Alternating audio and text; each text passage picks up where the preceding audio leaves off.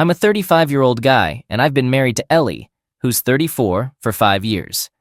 We're just an ordinary couple who work during the week and like to unwind on the weekends. But things have been changing over the past 3 months.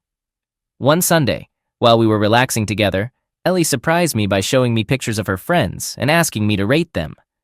I was a bit shocked at first, but she said it was all in good fun, so I went along with it.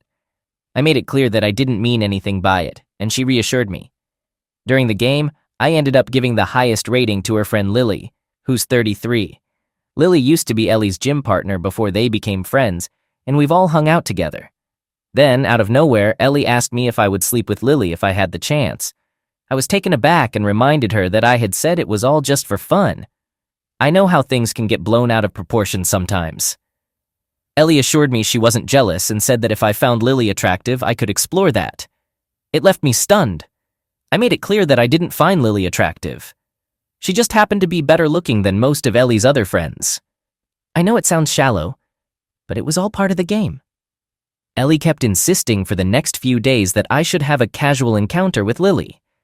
She believed that if I had even the slightest attraction to her, it was better to satisfy it openly rather than cheat behind her back. I told her I had no intention of sleeping with Lily and that I had never seen her that way. But she didn't seem to believe me. A few days later, we were at a house party at Lily and Joshua's place with just the 4 of us. My wife, Joshua, Lily, and I got a bit bored with the games, so we decided to watch a movie. I don't know whose idea it was to watch 2+2, but that's what we ended up watching. For those who haven't seen it, it's about couples swapping partners to add excitement to their relationships. After the movie and a bit of alcohol, we all looked at each other, wondering if we should do something similar. Thankfully, nothing happened, and we all burst into laughter. I almost forgot about that incident once Monday came around, but my wife didn't feel the same way. A few days into the week, while we were having a casual dinner table conversation, she brought up our experience from that night. She hinted that trying couple swapping might be exciting. I chuckled, thinking she was joking. My laughter turned to shock when she said she was serious. I asked if she had someone specific in mind for a couple swap, and she mentioned Joshua and Lily. I looked at her in disbelief and told her she couldn't be serious about this. I declined the idea, explaining that it would harm both our families. She nodded and admitted she wasn't that serious either, but the movie had sparked the idea and she thought it would pass. I acknowledged it and moved on. However, as time went on, she continued to suggest we spice up our marriage. It's understandable that after 7 years together, the excitement in a relationship can dwindle, but that's part of marriage. You trade thrill for deeper feelings like stability, love, and care. I straightforwardly asked her if she was open to the idea of having a non-exclusive relationship. She flatly declined, stating that she suggested it only to strengthen our connection and nothing more. I reassured her of my love and my desire to be only with her. Time passed, but Ellie remained firm in her stance. She constantly dropped subtle hints that I should have closeness with Lily. One evening, Ellie returned from the gym with excitement. She revealed that she had talked to Lily about my interest. To my surprise, Lily and Joshua were also considering exploring their own bed life. I was taken aback. I inquired why she had discussed this with Lily. She explained that it was common for women to talk about such matters with their friends. Personally, I'm more old-fashioned. I wouldn't discuss such things with my male friends. While I might have mentioned it casually in the past, I had never gone into detail, especially regarding my wife. She went on to tell Lily that I found her attractive, and to my amusement, Lily blushed. Ellie seemed quite pleased with herself. I shrugged it off, saying it's normal for anyone to blush when they learn someone finds them attractive. But Ellie suggested that perhaps Lily was also interested in being close with me. To be honest, given how persistent she was, I had a feeling that something was up. So I decided to investigate her phone. I checked her messages and social media accounts, but everything looked clean, except for some spam messages from an unknown person. I couldn't help but feel guilty for doubting her. Ellie is known for her cheerful and candid personality. She never holds back, and that's one of the things I love about her. I had been treating her poorly ever since she started pushing me have closeness with Lily. After confirming that her phone was clean, I couldn't help but despise myself for being unkind to her. I thought she loved me so much that she was willing to let me be with someone else. I felt truly fortunate. Over the following month, we regularly hung out with Joshua and Lily, whether for drinks, dinner, or gatherings at our homes and elsewhere. It was all pretty standard. However, something unusual was happening. I found myself developing a strong attraction to Lily, and there were several reasons for that. Whenever we were together, Ellie would playfully tease me, and sometimes Joshua joined in on the teasing, while Lily blushed and maintained intense eye contact. Honestly, who wouldn't feel a bit fluttery in such a situation? But every time this topic came up, I made it crystal clear that I had no intention of getting involved with Lily. Literally. I'm writing this because I find myself in a challenging situation. We have a long weekend coming up next week due to a Friday bank holiday. My wife and Lily had already made plans for all of us to have a short getaway at a beach resort. We've taken similar trips with Joshua and Lily before, but this time feels different. My wife, Ellie, is insisting that I have love with Lily during this vacation. I've firmly declined, but she argues that we can always back off if things become uncomfortable. I asked Ellie what would happen if she feels hurt or possessive about it, and she responded that we won't truly understand ourselves until we give it a try. I'm feeling conflicted. I'd be dishonest if I said I wasn't intrigued, but I'm equally anxious. I'm worried that this could harm our marriage, but my wife believes it will strengthen our bond. She claims it's more common than I realize, even though people rarely discuss it openly. I'm unsure about how this whole thing works. I'm seeking advice from individuals who have ventured into this territory and their experiences. Is it truly a good idea to involve a third person to spice up our relationship? Update. Hey folks! Guess what? You were absolutely right. She was indeed cheating on me. After receiving some solid advice from a few of you, I made a decision to go along with it and see where it would lead. Now, I definitely didn't want to have closeness with Lily, but I put on a facade in front of Ellie, pretending I was open to giving it a shot. I wanted to find out what would happen once I agreed. Ellie was overjoyed that I had finally said yes. On the planned weekend, all four of us drove to a resort that was about 60 miles away. During the journey, while Ellie and Joshua were enjoying the beautiful scenery, I couldn't help but notice that Lily seemed distant and nervous for most of the trip. I wasn't feeling great either, but I was doing my best to pretend otherwise. I didn't have any concrete proof of wrongdoing. It was just a gut feeling. We arrived at the resort on Friday afternoon. The plan was to soak up the sun until evening, attend a party organized by the resort, and later explore our most desires. In short, everything was set up for Lily and me to get together. After freshening up, we had a sumptuous lunch and spent the rest of the afternoon lounging in the sun. I tried to have a private conversation with Lily, but she didn't acknowledge any discomfort. Instead, she smirked and said she was looking forward to the night. The party got pretty wild, but I made an effort to stay composed, anticipating the next step. Sensing my unease and alertness, Joshua reassured me, claiming everything was fine, and that Lily just wanted to have a good time with me. She was attracted to my physique. Now that I know the truth, I'm disgusted by his actions. I had no idea what time it was when we left the party, and suddenly I found myself in a room with Lily. We both sat there feeling awkward, and I couldn't tell how much time passed. She finally broke the silence and asked how we should proceed. I questioned whether we really needed to do this. She gave me a puzzled look.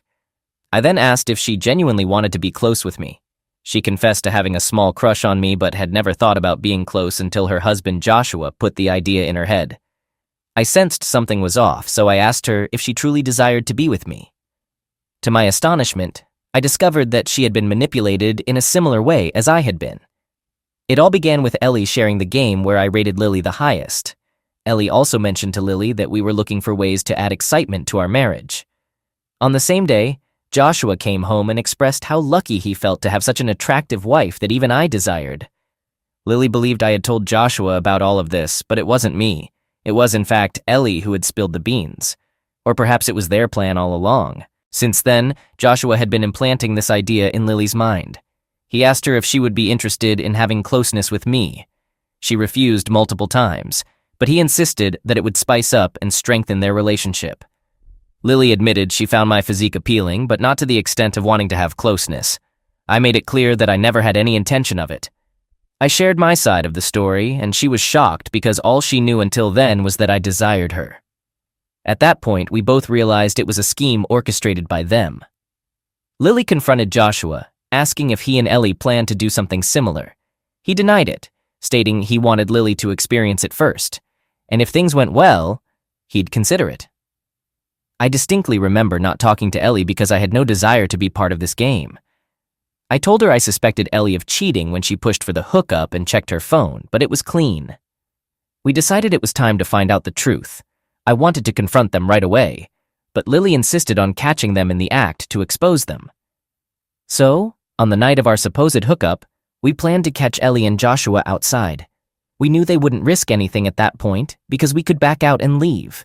When we went outside, we found them watching something on an iPad. They were sitting close. We told them we changed our minds and didn't want to go through with it. They looked disappointed and asked why. I explained it didn't feel right and they couldn't come up with much to say.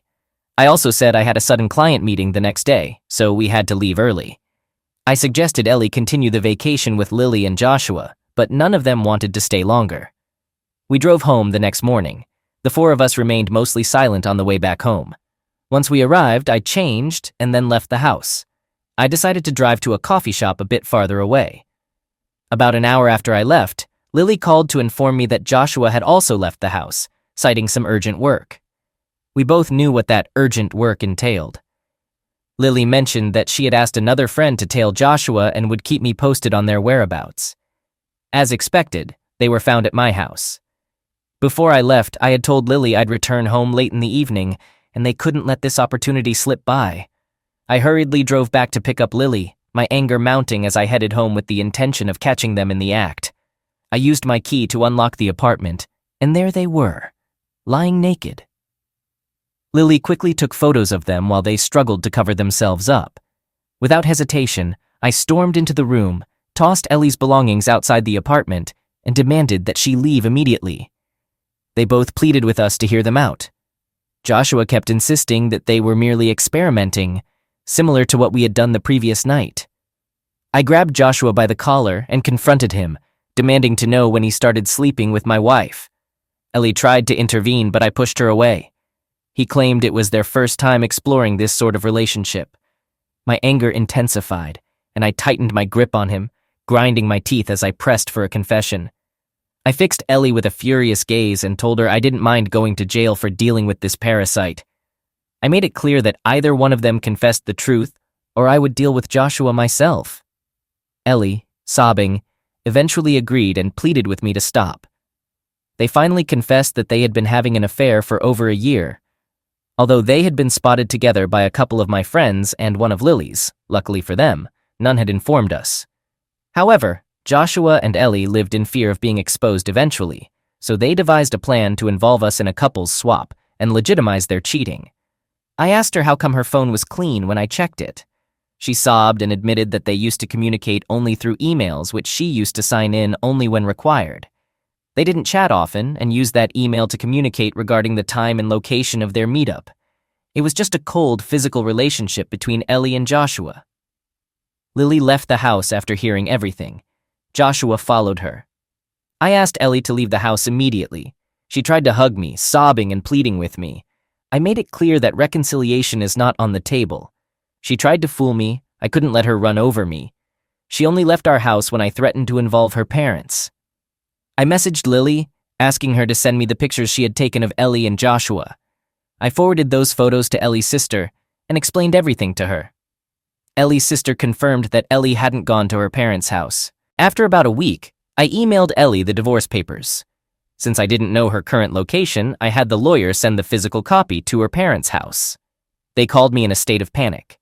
I included Ellie's sister on the call and asked her to share all the details.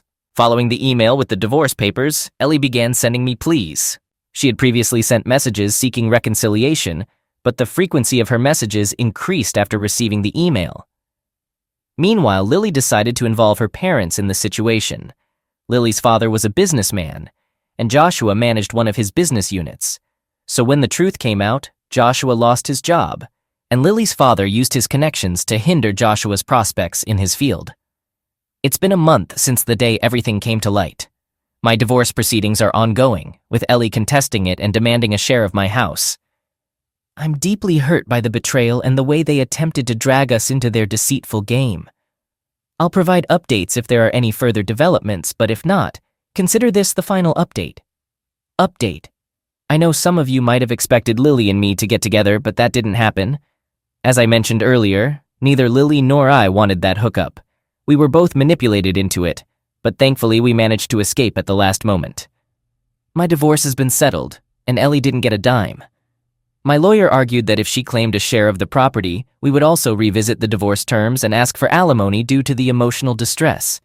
Let me tell you, if you pay your lawyers well, they can negotiate for some pretty favorable outcomes. She eventually gave up and signed the papers. I can't recall if I mentioned this before, but Joshua was working at his father-in-law's company, and with these revelations, he was shown the door. He struggled to find a decent-paying job in his field. After leaving my house, Ellie rented a rather shabby apartment and offered Joshua to stay with her, but he declined, fearing further repercussions from his father-in-law and admitting he never loved her. Ellie had been living under the illusion that Joshua loved her, but that wasn't the case. Joshua made it clear that it was all for fun, with no emotional attachment, just as they had initially agreed. These revelations came to light during Lily's divorce proceedings, where Joshua confessed that he had been manipulated by Ellie, and his true affections lay with Lily. He pleaded with Lily and her father for another chance, but they rebuffed him and insisted on the divorce. I must admit, seeing my ex-wife exposed and humiliated in court didn't hurt one bit. It felt like justice served hot, just as she deserved. She was abandoned by everyone she knew, her husband, her lover, her friend, and her family. Her parents and siblings turned their backs on her. I'm not sure about her current job status, but news like this tends to spread like wildfire. I briefly considered sharing those incriminating photos with some of her colleagues, but I decided against it.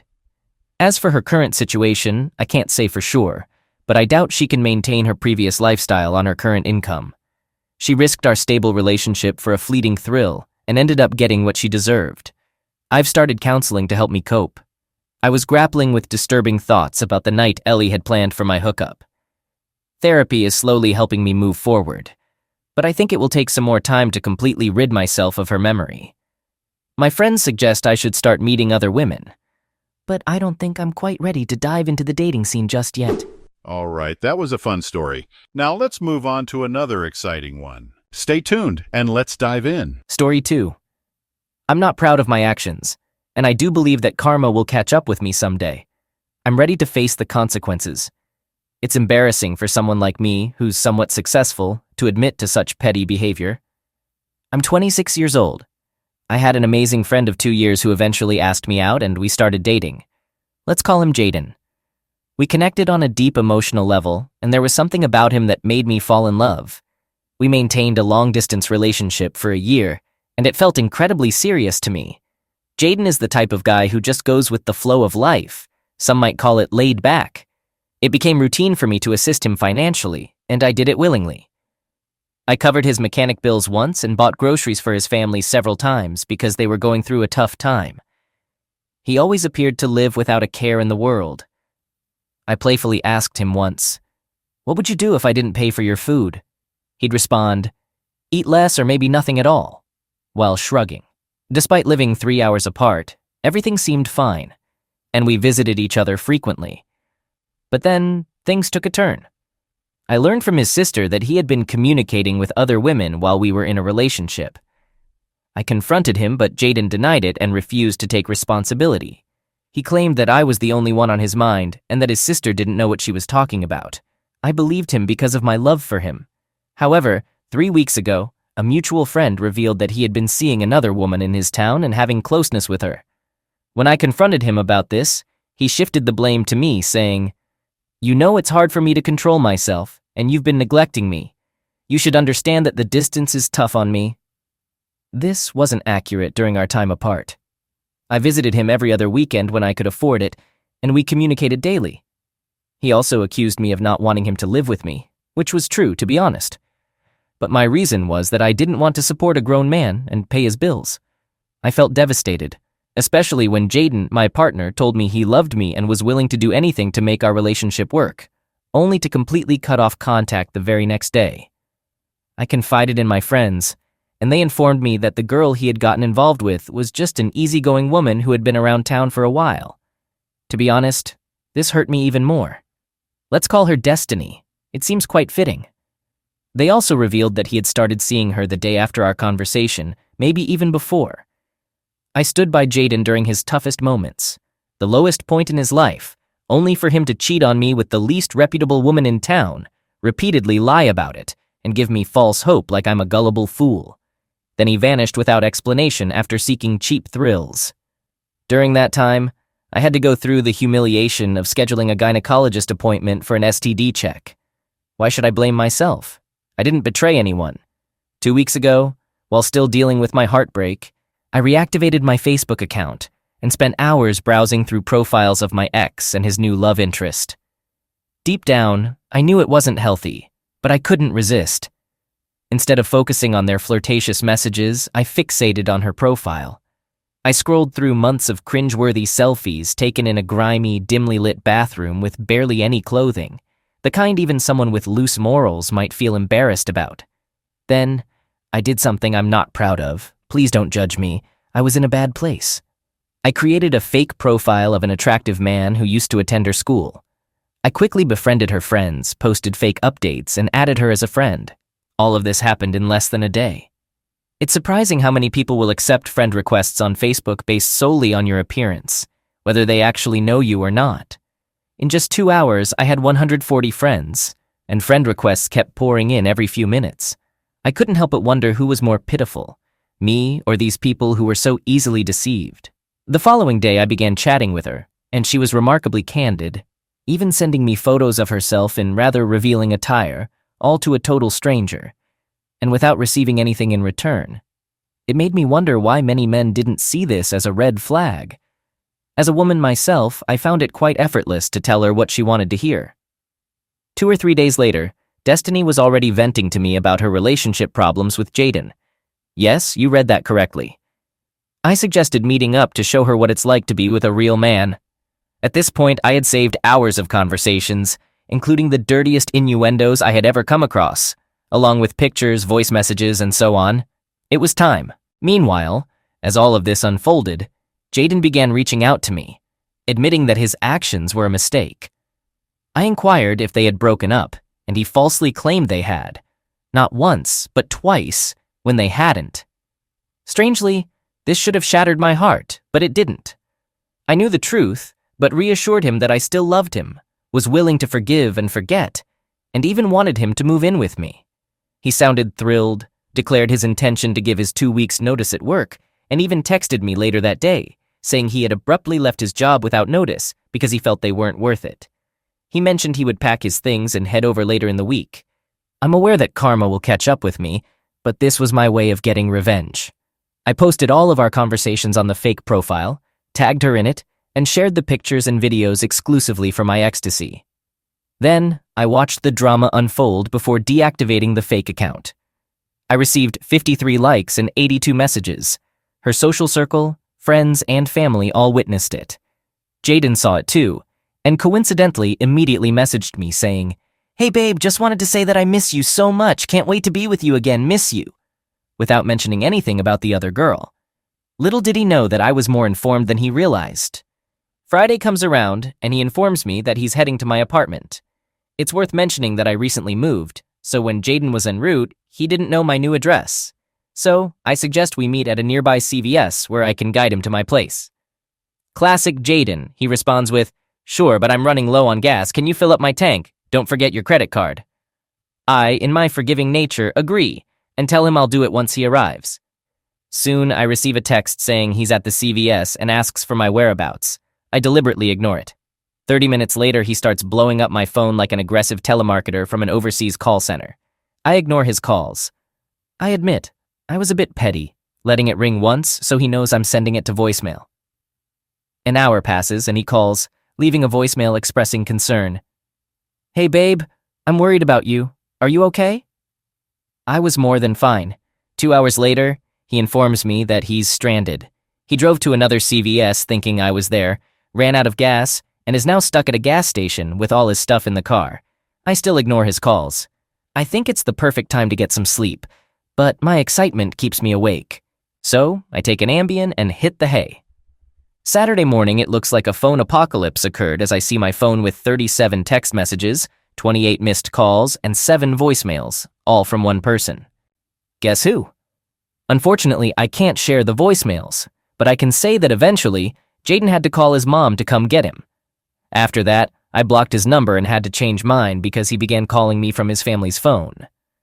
Despite all the blocked calls, I received a message from his sister, the same one who told me about his affair. She was eager to update me on the aftermath. She revealed that their mom and Jaden returned home with Jaden sobbing his heart out, while their mom was furious. Interestingly, their mom wasn't mad because of his cheating. She was livid with me for what I did to her snotty kid. His sister made sure to reassure me, saying I was strong and deserved someone better than her deceitful, unfaithful brother. I acknowledge that I acted impulsively throughout this entire ordeal, likely tarnishing this girl's reputation within her social circle. I'm considering reactivating the fake profile to apologize or something, but I'm undecided. It's worth noting that she knowingly engaged in a relationship with a man who had a girlfriend, even seducing him and then cheated on him as well. I'd appreciate your thoughts on this. She's unaware that it was me, just a random guy who exposed her actions. I made a conscious effort not to share the pictures, only showing them to my ex, although he knows it's her. Nobody has connected the dots, and I ensured it stays that way. I was cautious throughout this process. I lost him, yes, but I have no desire to get him back. It might sound crazy, but I still have lingering feelings for Jaden, my ex. He'll never forgive me now that he's jobless, and the whole town knows his business. Destiny even admitted his wiener schnitzel is tiny, trying to shift the blame onto Jaden instead of taking full responsibility. A small part of me regrets everything and wishes for a reconciliation, but a larger part of me is relieved that I've put an end to any chance of that happening, as it wouldn't have worked out in the long run. It feels liberating to get all of this off my chest. Thank you.